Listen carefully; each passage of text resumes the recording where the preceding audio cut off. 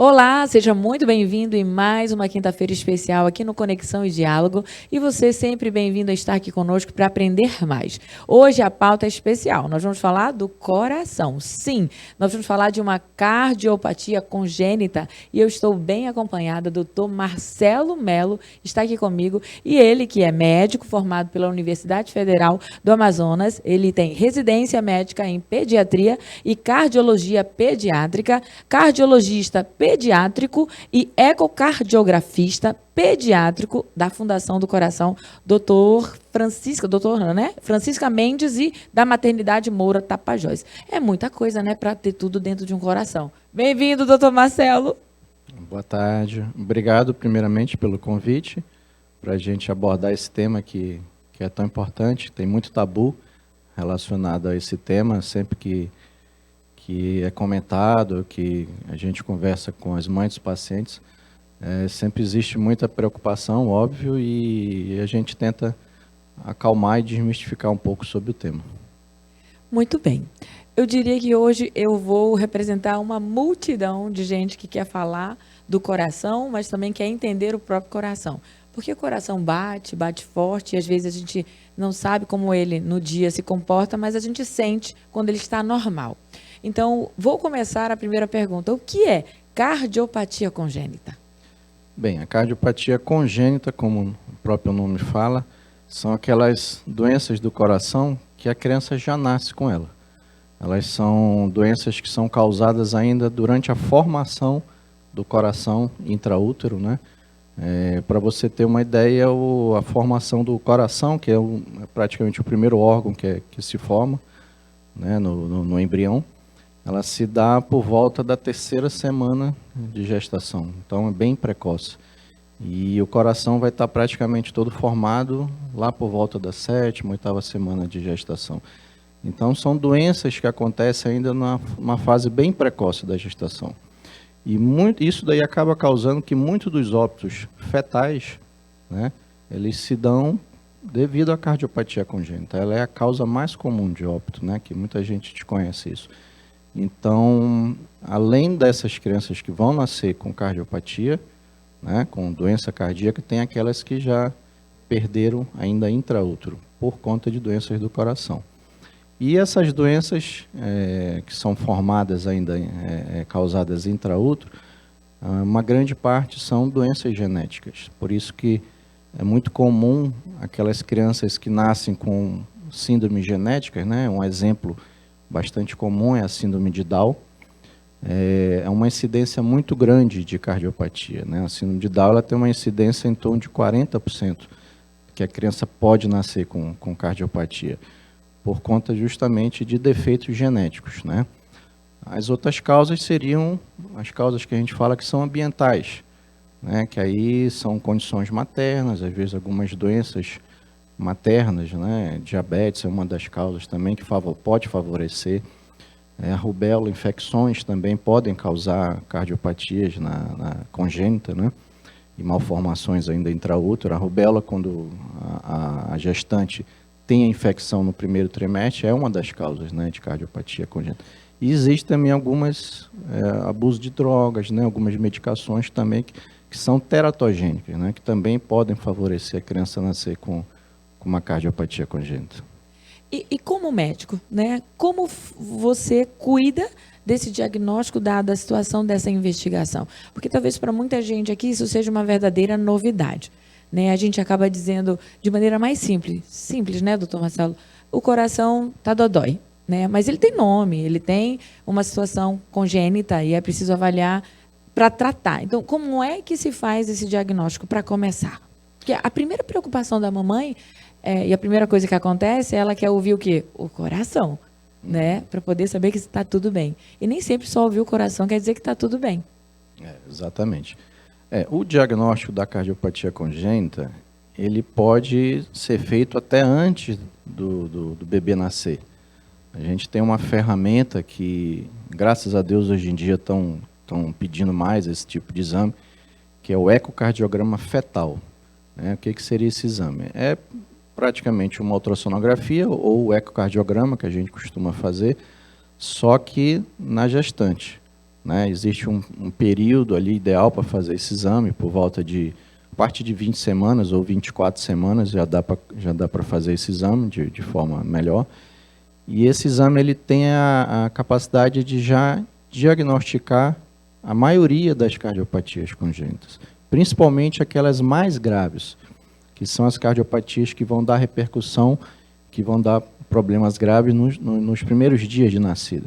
Então, esse exame é uma ferramenta muito importante que já pode ser, que é usada, né, no pré-natal e que faz com que você já pode ter esse diagnóstico ainda antes do bebê nascer. Depois que ele nasce, também existe maneira de você diagnosticar isso. Ainda na maternidade, existe, né, já há alguns anos, uma obrigatoriedade de um teste, que é o chamado teste do coraçãozinho, que todo recém-nascido tem que fazer, que é basicamente medir a oximetria, né, no pulso do bebê, para ver como é que está a saturação dele, a capacidade de oxigênio dele do sangue, e também dos batimentos cardíacos. Então, esse exame ele dá um alerta, ele não dá um diagnóstico de cardiopatia, mas ele dá um alerta que aquela criança pode ter uma cardiopatia. Quando esse teste dá positivo, é chamado o cardiologista pediátrico para realizar o ecocardiograma. Aí a gente já faz o ecocardiograma na criança, no bebê. E através desse exame, que é um exame de imagem, é que a gente obtém os diagnósticos, né? Então, é dessa forma que é o diagnóstico. Lógico que antes disso tem o exame clínico feito pelo pediatra. O pediatra, quando o recém-nascido, quando ele nasce, né, ele faz aquele exame físico inicial, faz o exame físico na alta, né, que o bebê já vai para casa com a mãe. Então, durante todos esses dias aí, é possível fazer o diagnóstico da cardiopatia congênita. Inclusive hoje, né, é um fato curioso que hoje, justamente, eu tive um diagnóstico de uma cardiopatia através, justamente, desse mecanismo. Foi feito o teste do coraçãozinho no recém-nascido, com 48 horas de nascido, e o teste deu positivo. Eu estava lá na maternidade, foi solicitada a avaliação, né, nossa, do cardiologista pediátrico, e através do ecocardiograma, a gente diagnosticou uma cardiopatia grave, né, que o bebê vai precisar de cirurgia cardíaca. Então, hoje em dia você tem essas ferramentas que mesmo o bebê, antes de ter alta da maternidade, você tem esse diagnóstico, né, porque antes, quando não existia o teste do coraçãozinho, essa criança ela poderia ter alta, porque ela praticamente não apresentou sintoma nenhum, né, era uma criança que está super estável, e ela ia de alta para casa sem o diagnóstico, ia descompensar em casa. Então, o senhor está tocando num ponto assim, delicado e importante para a gente. É um exame obrigatório? Sim, o teste do coraçãozinho, hoje em dia, ele é obrigatório, é lei. Então, né? já dá para saber, para a gente evitar que uma criança vá para casa numa liberação, né, que ela vá fora de uma aprovação de qualidade de saúde. É possível e tem que ser algo entregue como uma obrigatoriedade pelos hospitais. Sim, isso daí é um teste que é uma triagem. Assim como tem o teste do pezinho, hoje em dia tem o teste da orelhinha, do olhinho, tem vários testes de triagem. E o teste do coraçãozinho é um desses, né? Então, é uma ferramenta muito importante para você ter esse diagnóstico. E o teste do coraçãozinho, né, é importante falar, que muitas vezes uma criança é diagnosticada com alguma cardiopatia depois que sai da maternidade e os pais, né, questionam, mas fez o teste do coraçãozinho e deu normal. Mas é porque o teste do coraçãozinho ele não é um diagnóstico, ele é uma triagem para algumas cardiopatias. Quais são elas? São aquelas cardiopatias que causam cianose. O que é a cianose? É aquela criança que fica roxinha, né? São cardiopatias graves, por isso que é importante o teste do coraçãozinho. Tá. E acontece também de ser liberada porque não deu nenhum apontamento e depois retornar porque houve algum indicador, ou isso não acontece? Uma vez que o teste já dá uma previsão? Não, o teste, quando ele é bem feito, ele dá positivo, ou seja, a saturação da criança está abaixo do normal, ele vai acusar, né? Então, você solicita o ecocardiograma, que esse que é o exame que vai dar o diagnóstico. Aquelas cardiopatias que não dão alteração na saturação do oxigênio no sangue, ou seja, são cardiopatias que a gente fala que são acianóticas, essas aí, podem não ter o diagnóstico, quer dizer, não vão ter o teste do coraçãozinho alterado. Tá? Então, essa daí a criança às vezes só vai ter um diagnóstico alguns dias depois, semanas depois. Isso quando o pediatra também não detecta nenhuma alteração ainda no exame físico daquele recém-nascido, que pode acontecer. Né? Às vezes não é um erro do pediatra. Doutor, o senhor sabe que mãe é mãe, né?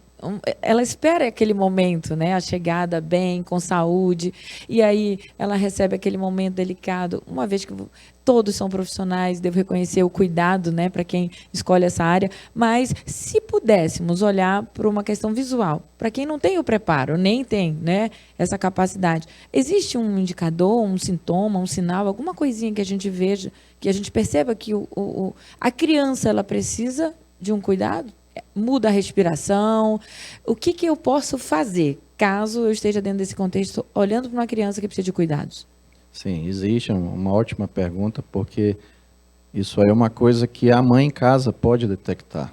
Né? O que ela pode perceber? No recém-nascido, a gente sempre fala para ela observar a mamada. Né? Porque o que a mamada vai te dar de informação?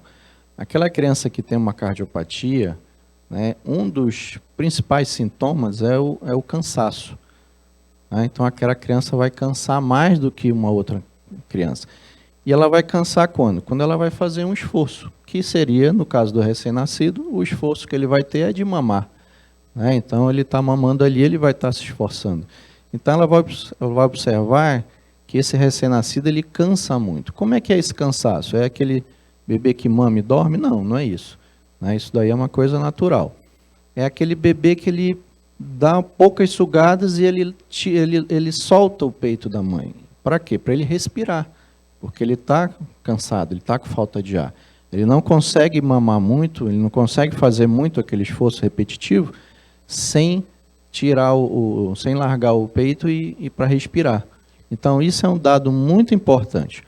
Um outro dado muito importante é aquele bebê que, por acaso, passou pela triagem, né, e não foi notado nada do teste do coraçãozinho, é o arroxeamento. É aquele bebê que a gente fala que ele está cianótico. O que é isso? É aquele bebê que está com o lábiozinho, ou as extremidades, né, das mãos, dos pés, a linguinha, ele fica arroxeado, fica azulado.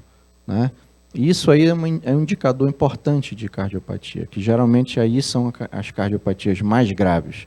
Então, isso é um outro dado também que a mãe pode perceber. Né? Então, são duas coisas importantes que elas podem perceber.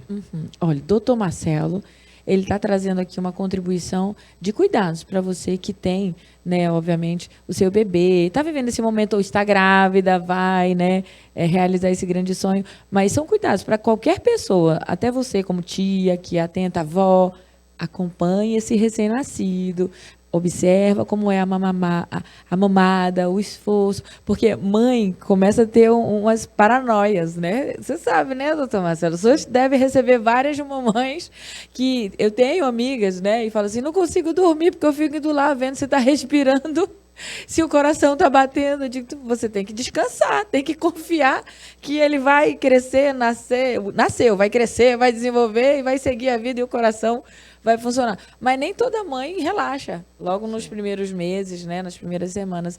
Então, a dica do doutor Marcelo é observar. E qualquer tipo de, né, indicador que ele já sinalizou aqui, né, os lábios roxinhos, né, e a mamada está sendo um pouco esforçada e trazendo um cansaço, vá no médico, né, no cardiologista pediátrico, e ele vai cuidar e dar a melhor instrução. Doutor, toda criança que apresenta, né, uma cardiopatia, ela precisa de uma cirurgia? Não. Graças a Deus, nem toda cardiopatia ela é necessária uma correção cirúrgica, né? Existem várias cardiopatias congênitas, né? Aquelas mais graves são as que requerem uma correção, uma intervenção cirúrgica logo nos primeiros dias, primeiras semanas de vida, né? Mas, graças a Deus, a grande maioria são cardiopatias que não necessitam de correção cirúrgica, de intervenção cirúrgica, ou quando precisam, pode ser feita numa época mais adiante. Você pode observar se aquele tipo de cardiopatia também está gerando algum grau de repercussão. O que seria isso?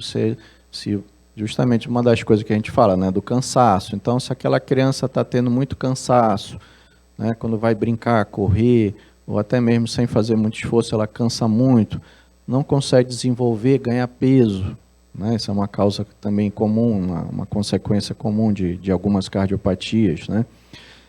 Se você, durante o exame que você faz do ecocardiograma, se você nota que aquele coração está sofrendo consequências, ele está dilatando, está crescendo muito, então esses casos são crianças que vão precisar de ir para uma cirurgia, né? Então, as cardiopatias congênitas, a gente costuma dizer que elas são divididas em grupos, né? Tem aqueles grupos que são as crianças que têm cardiopatias acianóticas, né? Você não ficam roxinhas, mas que a maioria dessas, elas têm uma condição fisiológica, né, de levar muito sangue, o sangue em excesso para o pulmão da criança.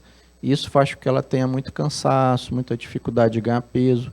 Isso é um sinal de alerta, né? E essas crianças, né, quando tem repercussão, vão precisar de intervenção cirúrgica, né?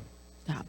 Doutor Marcelo, como é o tratamento ou acompanhamento, nesse caso, das crianças que apresentam isso? Porque eu sei, haverá medicamentos ou uma intervenção, cada caso é um caso, né?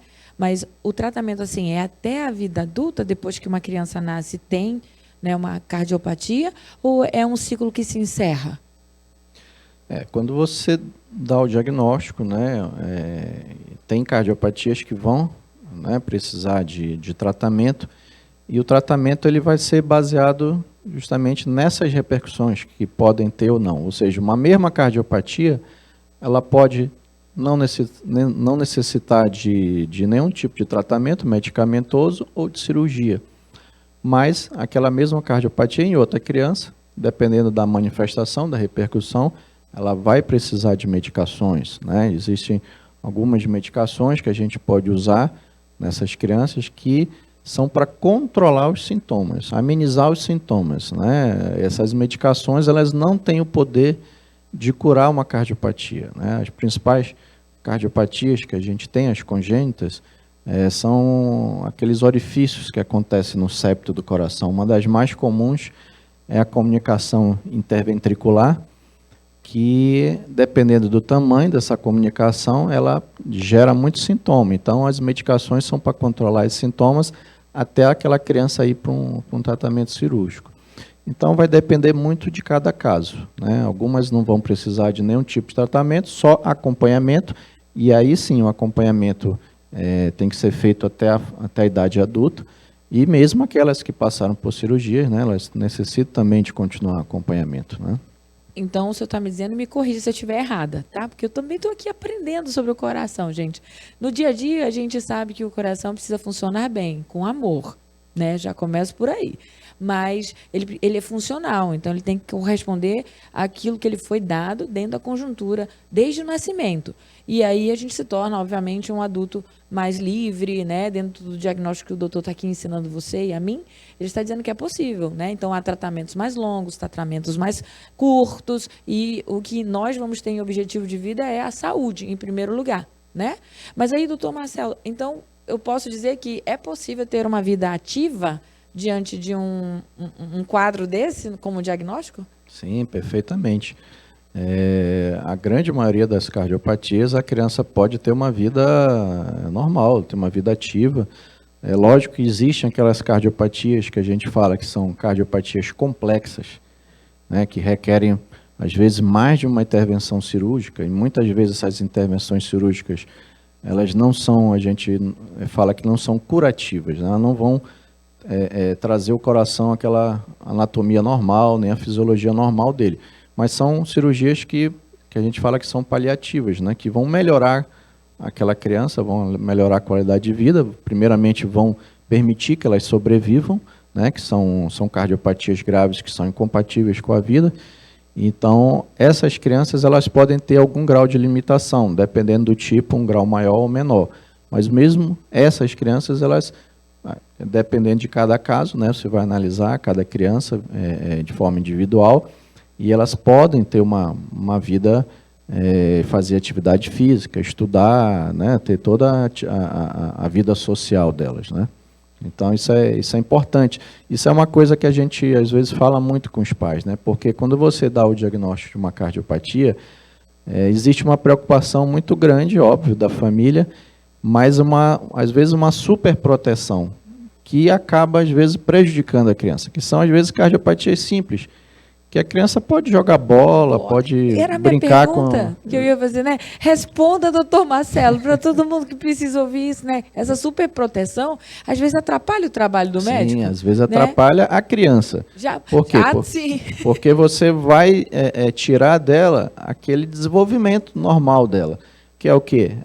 Sair de casa para brincar com os colegas, jogar aquela bolinha dele na escola, ou no condomínio, na rua. Então, a gente ouve muito isso, né? Fala assim, não, doutor, eu não deixo ele fazer nada. Aí a gente fala, não, mas não é por aí. Seu filho, ele pode levar uma vida normal, ele pode brincar, pode correr, pode ir para a piscina, pode jogar bola, pode andar de bicicleta. É lógico, quando não pode, a gente vai falar quais são as limitações, né? Mas quando você libera, é porque ele pode fazer, deve fazer, porque senão você vai causar um outro problema. Qual vai ser? Além de não deixar ele desenvolver como uma criança normal, isso aí no futuro vai tornar uma pessoa sedentária. Né? Então, se ele não cria aquele hábito, né, de fazer atividade física desde a infância, no adulto vai ser mais difícil. Né? Eu vou aproveitar tudo que a gente tem aqui, né, com a sua presença. Então, tem algum tipo de proibição, seja ela, por exemplo, de alimentos para o coração? O que é bom para uma criança, ou para né, nesse contexto, que vai ajudar o coração a ficar, né, mais, não sei se forte, mais sadio? Tem alguma instrução nessa orientação para a gente? Porque esporte, já estou aqui, ó. O senhor acabou de um mito. Tirar um mito. Né? Nunca pensei que eu ia ouvir de um médico dizendo assim, jogue futebol. Né? Porque a última coisa que se recomenda é um esforço já gerado. Então, nós estamos aqui aprendendo. Tem algum tipo de alimento, alguma orientação que possa só ajudar? Em relação especificamente ao cardiopata, praticamente, assim, a alimentação ela tem que ser saudável para qualquer criança. Né? Então, aí não existe uma divisão dele é cardiopata, que ele não é, ele tem que comer diferente. Não, tem que ser uma alimentação saudável para toda criança, independente dela ter cardiopatia ou não. Né? A criança que tem cardiopatia, é lógico que aquelas, como eu falei, né, algumas elas têm dificuldade de ganhar peso. Né? Então, às vezes, pode exigir uma recomendação de algumas coisas especiais, somente no recém-nascido, no lactente. Né? Às vezes, você precisa dar algumas orientações para aquela criança ter um ganho maior de caloria. Às vezes, ela não pode ingerir um volume muito grande, né, de líquido, porque aquilo ali pode causar um desconforto, aquele cansaço pode piorar, né, além dos medicamentos que ela toma para amenizar isso. Então, como é que você vai trabalhar isso? Aumentando as calorias. Então, às vezes, você precisa de um suporte do nutrólogo, nutricionista, para orientar também os pais. Né? Mas, de uma forma geral, a alimentação ela tem que ser o melhor, né, saudável possível, independente dela ter cardiopatia ou não. O doutor Marcelo, no mínimo, deu aqui 3 dicas para você sobre como melhor, né, viver junto nessa responsabilidade que é cuidar da saúde. É fazer um esporte com responsabilidade, respeitando o limite, numa orientação médica, fazendo os cuidados preventivos, fazendo uma boa alimentação, acompanhando, né, sobre esse processo de crescimento. E a gente está falando de algo muito especial, né, que é o nascimento, e que é uma criança e que vai se tornar, sem dúvida, um adulto, né, com uma vida ativa. Se você, assim, estiver em dia com tudo aquilo que for liberado por um médico especialista, a gente está falando com o doutor Marcelo, ele tem aqui autoridade, então essa instrução fica valendo a partir de hoje para você em conhecimento. Doutor Marcelo, tudo teve um começo. Então, para a gente, né, se alegrar aqui, o que o motivou a escolher essa profissão, quando foi que aconteceu isso?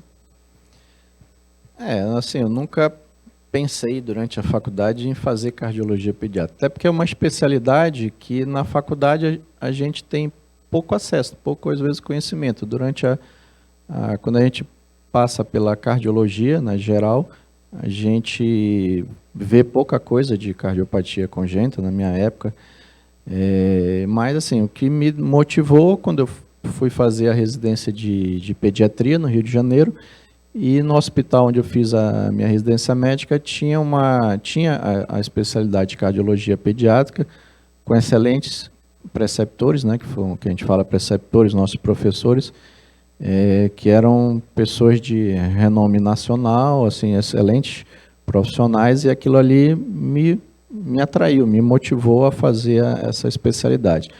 E, óbvio, também a própria especialidade em si, ela é apaixonante. Quando a gente começa a estudar a cardiopatia congênita, é apaixonante. É uma coisa que eu, com quase 30 anos de formado, eu fiz 29 anos de formado esse ano, de cardiologia pediátrica, um pouco menos, mas quase isso também, e a gente está sempre motivado a estudar, a continuar se aprofundando, porque é um tema que é muito apaixonante, né? Então, isso foram as coisas que não foi uma coisa pensada desde o começo, né? Tem gente que entra na faculdade e já, eu quero ser oftalmologista, eu quero ser ginecologista, mas não, foi uma coisa que aconteceu naturalmente, né? E foi gratificante até hoje.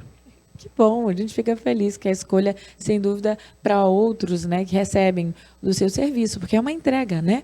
Então, nessa entrega, esse compromisso está fazendo a diferença na vida de muitas crianças e também de muitas mamães. Existe um caso especial que o senhor queira compartilhar conosco, assim, que marcou a sua trajetória, a sua vida? Foi nesse momento que eu disse, não, é sobre isso e eu não vou mais esquecer, porque ficou marcante na sua área de profissão? Olha, no meu caso, assim, não existe um caso específico, né? É uma coisa que é do dia a dia.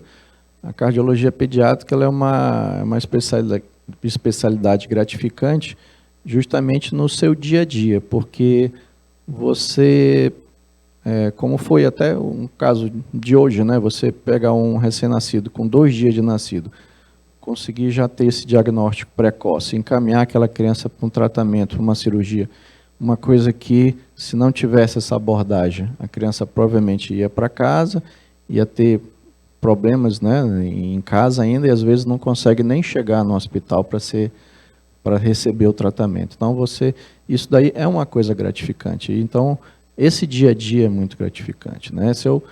Um caso que eu não esqueço até hoje, eu ainda era residente de pediatria no meu hospital, e o residente ele atende, né? Ele faz os atendimentos, e eu lembro que eu estava no ambulatório atendendo uma criança, e eu era residente do 2º ano de pediatria, e eu, pelo exame físico, né? Como eu falei, que o exame físico ele é capaz de diagnosticar já uma cardiopatia congênita, e aquela criança, pelos sintomas, né, o exame físico, a ausculta cardíaca, né, a gente escuta às vezes um sopro, né, que as mães muito falam do sopro, né, e aquilo ali me chamou a atenção de eu estar diante de uma cardiopatia. E eu procurei os colegas que eram residentes da cardiologia no hospital, os preceptores, e encaminhei essa criança, e depois foi confirmado o diagnóstico, né? E isso foi uma coisa que eu não esqueço até hoje, porque foi o primeiro caso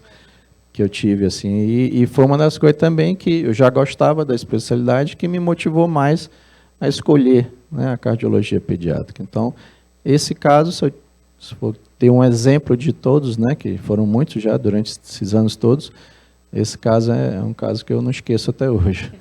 Eu devo conversar, doutor Marcelo, que eu acompanhei um caso exatamente dentro desse contexto que o senhor está trazendo aqui. Um casal de amigos e estava nesse cenário. Então, houve no primeiro momento um desespero, depois vamos nos acalmar e estejam acompanhados dos médicos e eles vão fazer o que é possível. Então, a criança foi levada, né, para fazer o tratamento, teve diagnóstico e foi fazer o tratamento. 30 dias, retornou com a cirurgia feita e agora está celebrando. A cada mês é uma festa, né, para celebrar e comemorar. Então, a gente vive, às vezes, algumas realidades que começa aqui com uma conversa, mas, às vezes, é a realidade de muita gente que está em casa. E se a gente tivesse que fechar esse episódio com essa riqueza da sua presença aqui, qual é a dica, ou melhor, qual é o conselho que você fala para esses papais que estão acompanhando uma criança, que estão, nesse momento, vivendo essa realidade? O importante é tentar manter a calma, né? Aquele ato ali do diagnóstico é sempre difícil, né? A gente, conversando com os pais, a gente percebe, né, que na hora, às vezes, não, como a gente fala, né, na linguagem, né, não cai a ficha. né? Então, a gente dá um diagnóstico, às vezes uma cardiopatia grave, e na hora ali, naquele momento, realmente eles não têm ainda a compreensão, né? Você tem que explicar tudo direitinho, mas sempre manter a calma, né? Continuar o acompanhamento, confiar nos médicos que estão atendendo o seu filho, nunca deixar de fazer esse acompanhamento, né, regularmente. E são as orientações básicas, né? Então, assim, teve o diagnóstico da cardiopatia, sempre tá, né, cuidando com os médicos que estão acompanhando ele, porque a chance é grande de sair tudo bem, né? Então, é a satisfação que a gente tem, né, no dia a dia de você encaminhar aquela criança para um tratamento cirúrgico e recebê-la de volta no teu ambulatório, no teu consultório, e ver aqueles pais felizes, a criança curada, né, ou pelo menos saindo daquele risco de óbito que ela teria. Então, isso aí é gratificante, né? Como você perguntou anteriormente, né, que são os fatos, né, que dão essa satisfação, né? Esse é um deles, né, um dos principais, né? Doutor Marcelo, gostaria de agradecer em nome de muita gente aqui, porque eu represento aqui uma multidão que assistiu, que acompanhou e que recebeu todo esse conhecimento aqui em transbordo conosco. Eu espero recebê-lo em breve, muitas vezes, para falar, porque é sempre importante aprender. Obrigada, viu?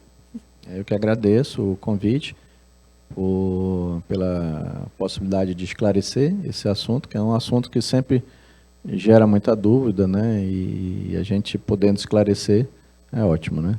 Obrigado. Esse é o Conexão e Diálogo para você. Essa tarde foi especial, aprendeu muito, não é? Então, para você acompanhar os nossos bastidores, as próximas pautas, as entrevistas, fica conectado. Conexão e Diálogo FBN, você vai encontrar tudo o que precisa, sempre numa utilidade pública e sempre numa informação. Eu te vejo no próximo encontro, próxima quinta-feira.